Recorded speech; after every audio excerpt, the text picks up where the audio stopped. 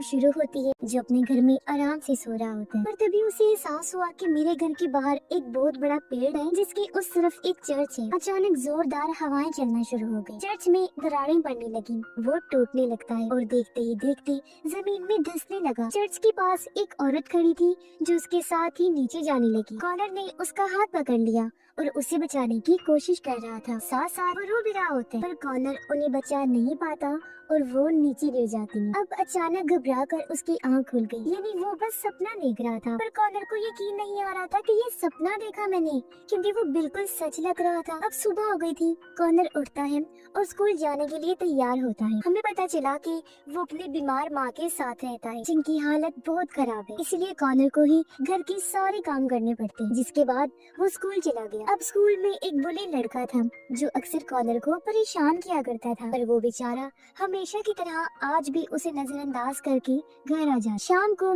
Connor अपनी माँ के साथ टाइम गुजार रहा होता है और ये उसके दादा के प्रोजेक्टर पर पुरानी मूवी देखने लगते हैं जिसमें कोई इंसान एक टावर से नीचे गिर रहा है। ये देख कॉनर को अपने सपने के बारे में याद आया, यानी जब चर्च टूट रहा था और वहाँ से भी कोई औरत नीचे गिर रही, तो वो सोचता है क्यों न मैं इस सपने को कागज पर बना दूं। जो सोचकर याद करके वो ड्राइंग बनाने लगता है। जैसे जैसे कॉनर ड्रॉ कर रहा था वैसे ही उसके घर के बाहर जो बड़ा सा पेड़ था यानी चर्च के पास, वहाँ की जमीन अचानक फटने लगी और नीचे से एक बहुत बड़ा मॉन्स्टर जमीन को चीरकर बाहर आता है। तो कॉनर की तरफ ही बढ़ रहा था और जैसे घड़ी पर 12:07 होते हैं वो कॉनर की खिड़की के पास आकर उसे आवाज लगाने लगता है। ये देख कॉनर काफी डर गया और इधर उधर छुपने की कोशिश करता है, पर मॉन्स्टर उसे हाथों में उठाता है और उसे अपने पास लाकर कहता है कि तुम मुझसे डरो नहीं, मैं तुमसे दोस्ती करना चाहता हूँ और तुम्हें कहानियाँ सुनाना चाहता हूँ, सुन लो। इस पर कॉनर कहता है कि नहीं, क्योंकि तुम एक मॉन्स्टर हो तो ना तो मैं तुमसे दोस्ती कर सकता हूँ और ना ही कहानियाँ सुन सकता हूँ। अब ये सुनकर मॉन्स्टर को गुस्सा आ गया।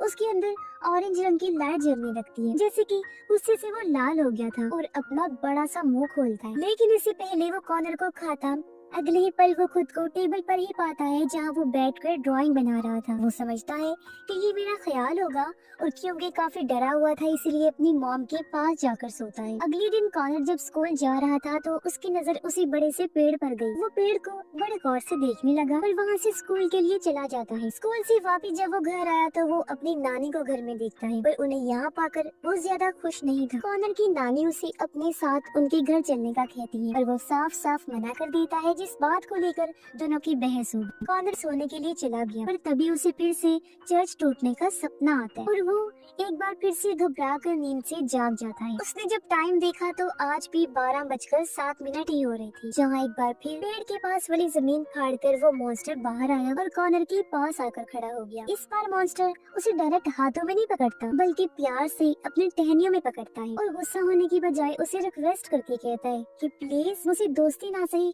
पर कहानियाँ तो सुन लो। जहाँ इस बार कॉनर भी आराम से उसकी कहानियाँ सुनने को तैयार हो गया और तब मॉन्स्टर उसे राजा रानी और उनके बच्चों की कहानियाँ सुनाता है। ये काफी सालों पहले राजा रानी और उनके बच्चे एक बड़े से महल में रहा करते थे। वो बहुत आलीशान जिंदगी गुजार रहे थे और बहुत खुश। और एक दिन कुछ बुरे लोगों ने यहाँ हमला कर दिया, जिस हादसे में रानी और उनके बच्चे मारे। सिर्फ राजा और उनका एक पोता ही जिंदा बचे थे। राजा अपने पोते से बहुत प्यार करते, उसका ख्याल रखते थे। फिर एक दिन राजा दूसरी शादी कर लेती। अब जो नई रानी थी वो बहुत ही इवन, बुरी और लालची औरत। उसने राजा को मारने की कोशिश भी की लेकिन हमेशा नाकाम रही। मगर फिर एक दिन राजा की उम्र ज्यादा होने की वजह से उनकी मौत हो गई। राजा की दूसरी वाइफ इवल रानी किंगडम पर कब्जा कर लेती है और ये बहाना लगा देती है कि राजकुमार क्योंकि अभी इतना बड़ा नहीं हुआ कि वो राजगद्दी संभाल सके, इसलिए किंगडम को मैं संभालूं। अब इस बात से राजा के पोते राजकुमार को बहुत गुस्सा आया और वो अपना महल छोड़कर गांव में चला गया और वहीं रहना शुरू कर दिया, जहाँ उसने रानी की सच्चाई सबको बताई कि उसने किंगडम पर कब्जा कर लिया है, हालांकि राजगद्दी का हकदार मैं हूँ। फिर गाँव वालों ने इसी मॉन्स्टर की मदद ली और उन्होंने रानी पर हमला कर दिया और उसे हरा दिया, जिस वजह से राजकुमार को अपनी जगह वापस मिल जाती है। और ये कहानी भी इधर ही पूरी हो गई। कहानी सुनने के बाद कॉनर मॉन्स्टर से पूछता है कि इस कहानी में बुरा कौन था। तो मॉन्स्टर कहता है कि इसमें कोई बुरा नहीं था, इंसान अपने कामों की वजह से अच्छा या बुरा बनता है। अब ये इंसान पर है कि वो कौन सा रास्ता चुनता है, अच्छाई का या फिर बुराई का। कॉनर मॉन्स्टर से कहता है कि मैं अपनी नानी के साथ नहीं रहना चाहता, मैं क्या करूं, कैसे बचूं उनसे। इस पर मॉन्स्टर कहता है कि तुम्हारी नानी से तुम्हें कोई मसला नहीं, बल्कि तुम्हें किसी और से बचने की जरूरत है। अब यहीं पर मॉन्स्टर का टाइम खत्म हुआ और वो वापस चला जाता है, जबकि कॉनर भी अपने घर आ गया। अगले दिन स्कूल से लौटने के बाद कॉनर देखता है कि उसकी माँ की हालत काफी खराब है। वो उसे बताती है कि बेटा, मेरा जो इलाज हो रहा है वो मुझ पर काम नहीं कर रहा, तो नए इलाज के लिए मुझे अब हॉस्पिटल में ही दाखिल होना पड़ेगा। जो सुनकर कॉनर को बहुत दुख होता है। आगे उसकी माँ बताती है कि बेटा, जब मैं नहीं रहूंगी तो तुम्हें अपनी नानी के साथ ही रहना होगा, और हाँ बेटा, उन्हें तंग मत करना और उनकी हर बात मानना। अब अपनी मॉम की बात मानकर वो राजी हो गया और अपनी नानी के साथ उनके घर रहने चला जाता है। दरवाजे की बेल बजी। उसने जब जाकर चेक किया तो उसके डैड आई थी, जिन्हें देखकर वो काफी खुश हो गया और उनके साथ घूमने पार्क में चला जाता है। जब वो खाना खाने गई तो कॉनर अपने डैड को कहते हैं, पापा, मैं आपके साथ ही रहना चाहता हूँ, ना कि नानी के साथ। इस पर उसके डैड कहते हैं, बेटा, मैं तुम्हें अपने साथ रखूंगा, पर अभी नहीं। मेरा भी दिल चाह रहा है कि तुम्हें ले चलूं, पर हालात अभी काफी खराब है। फिलहाल के लिए तुम्हें अपनी नानी के साथ ही रहना होगा। और फिर वो कॉनर को नानी के घर के बाहर छोड़ देती है और दुखी होकर वो भी अंदर चला जाता है। अब आज रात भी जैसे ही 12:07 होते हैं तो मॉन्स्टर फिर से कॉनर से मिलने आया और उसे दूसरी कहानी सुनाता है कि काफी सालों पहले एक गाँव में एक फादर रहा करती थी। अब वही एक डॉक्टर हकीम भी था, जो जड़ी बूटियों से दवाइयाँ बनाया करता था और उसके इलाज से कोई भी बीमारी ठीक हो सकती थी। एक दिन डॉक्टर एक जादुई पेड़ के पास गया ताकि उस पेड़ की जड़ी बूटियां वो ले सके दवाई बनाने के लिए, पर फादर भी वहाँ आते हैं और उसे कोई भी चीज पेड़ से लेने से मना कर देती है, जिस वजह से डॉक्टर को ऐसे खाली हाथ वापस लौटना पड़ता है। पर एक दिन फादर की दो बेटियां बहुत ज्यादा बीमार हो गई और उन पर किसी भी इलाज का कोई असर नहीं हो रहा था, इसलिए फादर उसे डॉक्टर के पास गए और उसे काफी गिड़गिड़ा कर कहते हैं कि प्लीज मेरी मदद करो, उसी पेड़ से दवाई बनाकर मेरे बच्चों को दो ताकि उनकी बीमारी भी ठीक हो सके जो किसी इलाज से नहीं हो रही। पर डॉक्टर फादर को मना कर देते हैं कि सॉरी, इसमें मैं आपकी मदद नहीं कर सकता, क्योंकि फादर की वजह से कई सारे लोगों की मौत हुई। और फिर हम देखते हैं कि यही मॉन्स्टर उस फादर का पूरा घर तोड़ रहा होता है। साथ में खड़ा कॉनर भी ये देखकर उस घर को तोड़ने लगता है, पर अगले ही पल वो खुद को घर में पाता है और देखता है कि गुस्से में उसने फादर का घर नहीं तोड़ा, बल्कि अपने नाना और नानी का सारा सामान ही तोड़ दिया है। अब कुछ टाइम के बाद नानी घर आई, वो भी कॉनर की ये हरकत देख लेती है। वो हैरान तो होती है, पर उस पर न गुस्सा करती है और ना ही सजा देती है, क्योंकि उन्हें भी इस बात का एहसास था कि कॉनर एक बहुत ही मुश्किल टाइम से गुजर रहा है, जहाँ उसे पता है कि मेरी माँ को जानलेवा बीमारी है और वो ज्यादा टाइम तक जिंदा नहीं रहने वाली, उसे छोड़कर हमेशा के लिए चली जाएगी। अब अगले दिन कॉनर हॉस्पिटल में अपनी मॉम से मिलने गया। वो देखता है कि माँ की हालत और ज्यादा खराब हो गई है। तब उसकी मॉम बताती है कि बेटा, ये नया इलाज भी मुझ पर असर नहीं कर रहा, जिस वजह से कॉनर बहुत दुखी हो जाता है। और जब रात को मॉन्स्टर उससे मिलने आया तो कॉनर उसे कहता है कि प्लीज मेरी माँ को ठीक कर दो, पर मॉन्स्टर कहता है कि सॉरी, लेकिन इसमें मैं तुम्हारी कोई मदद नहीं कर सकता। तब दुखी होकर वो अपने घर वापस आ जाता है। अगले दिन कॉनर जब स्कूल गया तो वही बुली लड़का उसे कहता है कि आइंदा के बाद वो कॉनर को परेशान नहीं करेगा। इसलिए नहीं कि वो सुधर गया है, बल्कि इसलिए क्योंकि कॉनर ज्यादा नजर नहीं आता, हालांकि वो तो स्कूल आया करता था। अब आज दोपहर को मॉन्स्टर स्कूल आ जाता है, जो सिर्फ कॉनर को ही नजर आ रहा था। मॉन्स्टर अब उसे एक इनविजिबल आदमी की कहानी सुनाता है। इनविजिबल यानी कि जो होता तो है पर वो दिखाई नहीं देता। मॉन्स्टर कहता है कि वो इनविजिबल इसलिए नहीं था कि वो गायब था, नजर नहीं आता था, बल्कि वो इसलिए था क्योंकि लोगों ने उसे नजरअंदाज करके अनदेखा कर दिया था। अब ये सुनकर कॉनर को बुढ़े लड़के की बात याद आती है कि अब कॉनर स्कूल में ज्यादा नजर नहीं आता। वो सोचता है कि इसका मतलब उसने मुझे अनदेखा कर दिया। ये सोच उसे गुस्सा आ गया और वो बुढ़े लड़के पर हमला करके उसे मारने लगता है। ये चीज भी उसने मॉन्स्टर की मदद से की। बुढ़े लड़के को काफी चोटें आती हैं, इतनी कि उसे हॉस्पिटल दाखिल करवा दिया जाता है। पर इस हादसे के बाद स्कूल के सारे बच्चे कॉनर को जानने लगे। भागकर उसी पेड़ के पास आया, यानी मॉन्स्टर के पास, और उसे बुलाकर कहता है कि मेरे सामने आओ, मेरी मदद करो, मेरी माँ को ठीक करो, क्योंकि मैं जानता हूँ कि तुम ऐसा कर सकती हो। अगले ही पल मॉन्स्टर वहाँ पर आ जाता है और वो कॉनर को कहता है कि मैं तुम्हें ठीक करने आया था, तुम्हारी माँ को मैं ठीक नहीं कर सकता। ये सुनकर कॉनर को गुस्सा आ गया।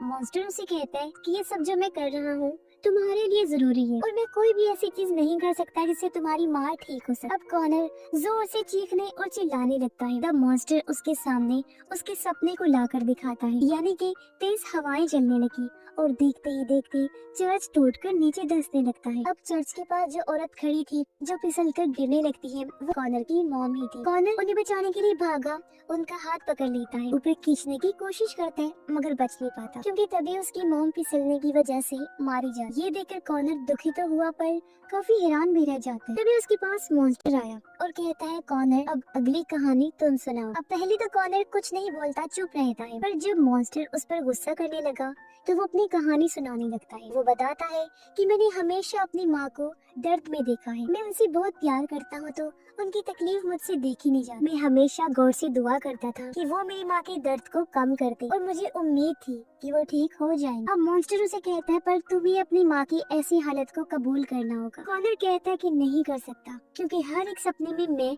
अपनी माँ को बचाने की कोशिश करता हूँ, साथ ही उनकी बीमारी ठीक होने का मुझे बहुत यकीन भी होता है। ये सुनकर मॉन्स्टर कहता है पर ये तुम्हारा पूरा सच नहीं है, तुम भले ही अपनी माँ के लिए दुआएं करते हो, उन्हें बचाने की कोशिश करते हो, पर कहीं न कहीं तुम भी अपनी माँ की ऐसी हालत देखकर थक गई हो। तुम उनका ख्याल रखते रखते तंग आ चुकी हो, इसलिए अक्सर उन पर गुस्सा भी करती हो और तुम ये तो चाहती हो कि उनका दर्द ठीक हो जाए, पर ऐसे नहीं कि वो जिंदा रहे बल्कि ऐसे कि वो गॉड के पास चली जाए क्योंकि तुम अकेली उनका ख्याल नहीं रख सकते। तब रोते हुए कॉनर भी इस बात पर एग्री करता है कि हाँ ऐसा ही है, तुम ठीक कह रही हो, ऐसा मैंने कई बार सोचा है पर हकीकत में मैंने ऐसा करने का कभी नहीं चाहा। तब मॉन्स्टर कहता है कि तुम्हें अब इस कड़वे सच को अपनाना होगा, तुम बार बार उन्हें रोक रही हो और अब तुम्हें उन्हें जाने देना है। तुम ऐसा करते हो तभी तो तुम्हारी हालत ऐसी है। जिसके बाद हमें उन तीनों कहानियों का मतलब पता चलता है। पहली कहानी में राजकुमार बुरा होकर भी अच्छा राजा बनता है और अपने लोगों का बहुत ख्याल रखता है। दूसरी कहानी में डॉक्टर हालांकि लालची था लेकिन वो लोगों की मदद करता था और फादर के निस्बत काफी अच्छा इंसान था। और तीसरी कहानी में इनविजिबल मैन सबको अपने होने का एहसास दिलाकर भी अकेला था। तो कहीं न कहीं तीनों कहानियां भी कॉनर से जुड़ी हुई थी। फिर मॉन्स्टर कॉनर को कहता है कि अब तक तुम सच्चाई से भाग रही थी, पर सारी बात समझाने के बाद अब फर्क इस बात से पड़ता है कि तुम सच्चाई को कितनी जल्दी कबूल करती हो। अब इन सारी बातों से कॉनर भी काफी परेशान हो जाता है, इसलिए रात के टाइम वो वहीं सो जाता है। रात को नानी उसे ढूंढते हुए पेड़ के पास आ गई। उसे वहाँ सोया हुआ पाकर वो कॉनर को जगाती है और उसे लेकर हॉस्पिटल जाती है जहाँ इन दोनों के बीच का रिश्ता भी अच्छा होने लगता है। कॉनर अपनी नानी के साथ घुलने मिलने लगा था। फिर जब ये हॉस्पिटल पहुँचे तो कॉनर अपनी माँ को आखिरी बार मिलता है, उन्हें अच्छे से गुड बाय कहता है, जिसके बाद वो इस दुनिया को छोड़ के चली जाती है। फिर काफी दिन के बाद जब चीजें नॉर्मल हुई तो उसकी नानी कॉनर को उसकी मॉम का पुराना कमरा दिखाती है जो अब उन्होंने कॉनर के लिए रेडी करवा दिया था। वो जब कमरे में गया तो उसे अपनी माँ की पुरानी डायरी मिलती है जिसमें उन तीनों कहानियों की ड्राइंग बनी हुई थी और तो और उसकी माँ ने इस मॉन्स्टर की ड्राइंग भी बनाई हुई। यानी जब वो छोटी बच्ची थी तो उन्हें भी ये मॉन्स्टर दिखाई दिया करता था और वो उसके कंधे पर बैठी हुई। अब यहाँ से हमें पता चलता है कि पूरी मूवी में कॉनर को जो मॉन्स्टर दिखाई दिया करता था वो बस उसकी इमेजिनेशंस थी, यानी उसका ख्याल जो सिर्फ कॉनर के दिमाग में ही चला करता था और किसी को भी दिखाई नहीं दिया करता था क्योंकि असली दुनिया में वो था ही नहीं। और वो मॉन्स्टर उसकी इमेजिनेशंस में आकर उसे उसकी माँ की मौत के बारे में समझाने की कोशिश कर रहा था ताकि वो कड़वे सच को जल्दी कबूल कर पाए कि उसकी मॉम उसे हमेशा के लिए छोड़ के जाने वाली है। इसीलिए तो मॉन्स्टर उसे कह रहा था कि मैं तुम्हें ठीक करने आया हूँ, क्योंकि कॉनर इस बात को कभी सोच नहीं सकता था कि मेरी माँ मुझसे दूर जा सकती। वो तो बस थक जाने की वजह से सोचता था कि मेरी माँ का दर्द दूर हो जाए, पर मॉन्स्टर उसे उसकी माँ के ख्याल और सपने दिखाकर हकीकत का सामना करने के काबिल बना रहा था। अब उसकी माँ तो इस दुनिया से जा चुकी थी, पर कॉनर को इस बात की शर्मिंदगी थी कि मैं ऐसा क्यों सोचता था कि मेरी माँ गॉड को प्यारी हो जाए, क्यों मैं उनका ख्याल रख के थक गया था। पर मॉन्स्टर उसे समझाता है कि ये तो हर इंसान की ख्वाहिश होती है कि उसका दर्द खत्म हो जाए, तो तुम्हें इस बारे में शर्मिंदा होना नहीं चाहिए। ये फिल्म इधर ही खत्म हो जाती है।